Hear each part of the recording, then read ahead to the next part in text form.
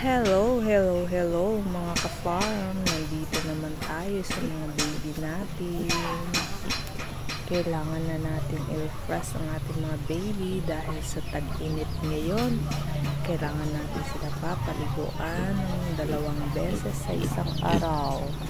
So, kaya eto, paliguan ko na sila para fresh na. Bago lang po sila kumain na. Ito naman yung babae. Inaantay ko na lang kung kailan siya mag-breed. Mga 1 to 2 months waiting.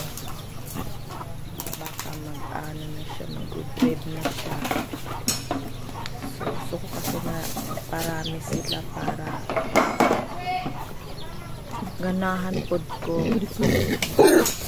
Para ganahan din ako mag-alaga sa kanila. Pag marami.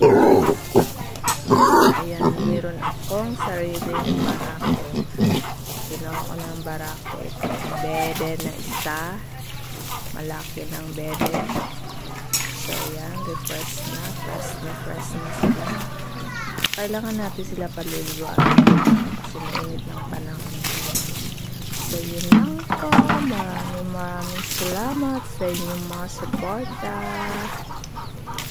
At sa muli, ka-farm.